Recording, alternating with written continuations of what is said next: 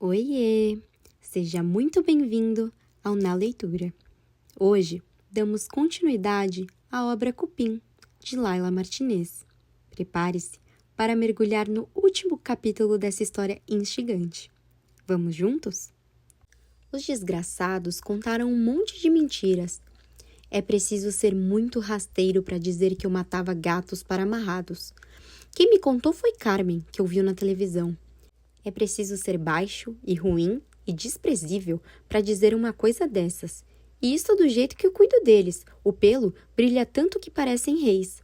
Eu antes não vacinava, porque não era costume por aqui. Mas minha neta me falou e agora, quando juntamos uns trocados, o veterinário vem e os vacina. Também os leva para castrar. Isso tampouco era costume. Aqui, eles o metem num saco quando nascem e os arrebentam a pancadas como sempre se fez. Se não fosse Carmen, eu teria ido à quitanda e arrastado o quitandeiro povoado afora, por aqueles 4 fios imundos que lhe restam na cabeça. O que você quer? Que a levem presa também, como fizeram com a menina, me disse Carmen. Então, fique quietinha para não piorar as coisas. Não a arrastei, mas lhe dei o que merecia. Recomendei-o à santa até ralar a pele dos joelhos. A câmara frigorífica parou de funcionar no fim de semana e o estoque se perdeu. Quando ele abriu na segunda-feira, estava tudo podre, só se salvaram as batatas e as cebolas. Minha neta achava que depois da prisão, as pessoas não iam me voltar a pedir nada, não iam querer que eu lhe fizesse amarrados, nem dissesse se seus mortos tinham se perdido ou sido levados pelos anjos. Mas eu conheço bem essa corja de falsos e canalhas. Passaram a ter medo de nós e vêm aqui mais do que nunca. Às vezes, juntam 2 ou 3 na porta quando a noite cai, e eu não me deito até o final da manhã. A casa percebe o medo que eles trazem e ranja e estala.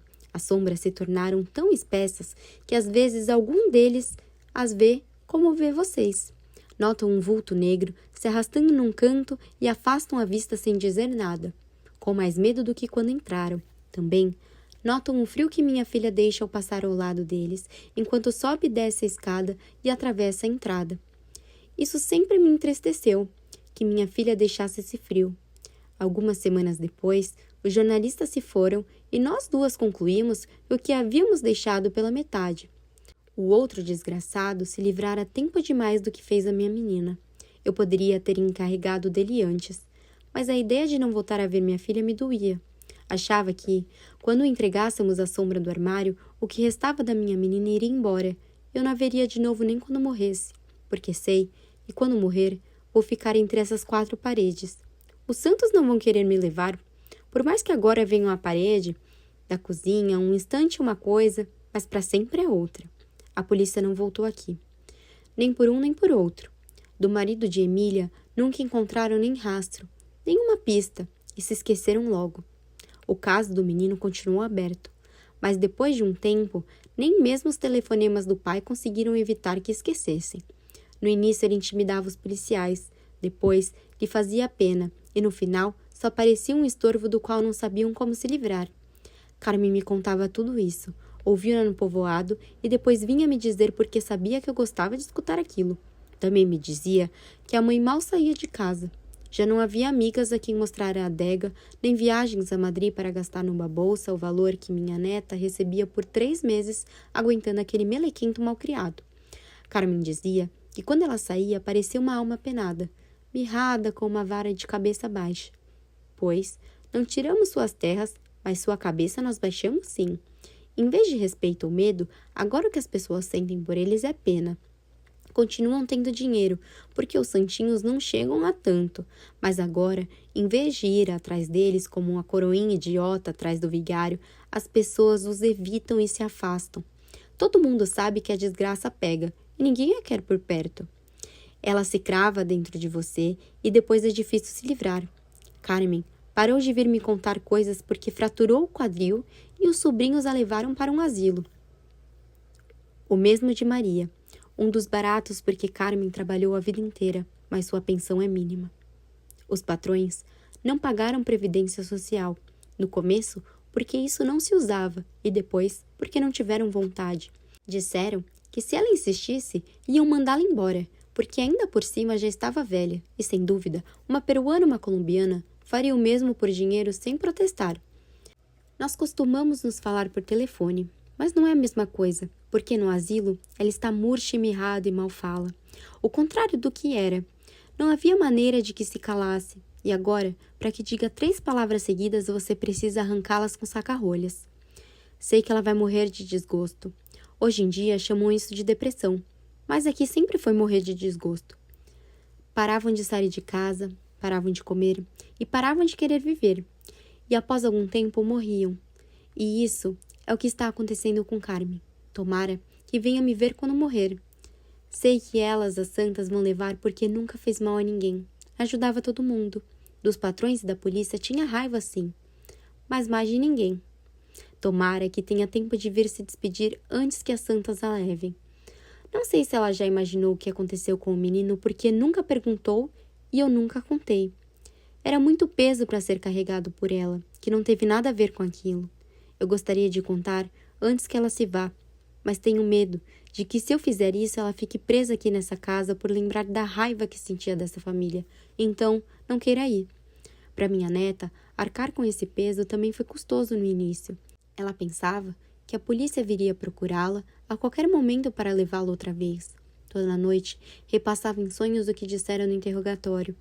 Também balbuciava coisas sobre o armário, repetiu o que aquele desgraçado disse enquanto ela o conduzia pelo braço a escada acima. Não sei do que você está falando, não sei do que você está falando. Eu a ouvia murmurar lá da cama as mesmas palavras várias vezes. Levantava-se com a boca pastosa e olheiras roxas, como se não tivesse dormido a noite inteira. Quando estava desperta, não mencionava nada, mas eu via em seu rosto que ela estava pensando naquilo. Não saía da casa e mal comia. Passava o dia largada no banco. Seu olhar se perdia, então eu via que ela estava ruminando tudo outra vez. Eu sabia que não ia encontrar nada, mas não havia maneira de convencê-la. Não importava o que dissesse. A comichão se agarrara às suas tripas e não ia embora. Tive medo que aquilo permanecesse dentro dela e ela se deixasse morrer, como Carmen estava fazendo. Uma noite, a despertei quando falavam sonhando e a obriguei a se levantar. Eu não aguentava mais aquilo. Ficava a noite inteira em suspenso, transtornada com as frases que ela repetia entre os dentes sem descanso. Ela dormia, mas eu velava porque não havia modo de fechar os olhos com aquele seu zum-zum-zum de transtornada. Quando a acordei, parecia que em vez de arrancá-la do sonho, eu a puxava para o fundo de um poço. Ela suava e tremia como se tivesse febre. E assim que abriu os olhos, me olhou como se nunca me houvesse visto, nem soubesse onde estava. Tinha a boca cheia de uma baba branca espessa que lhe formara grumos nas comissuras de lábios e as olheiras mais fundas e mais escuras do que nunca. Agarrei-a pela mão e a puxei até o armário, do outro lado da alcova. Eu não podia mais com aquilo. Nós duas íamos enlouquecer. A madeira rangeu e a porta se abriu 1 centímetro.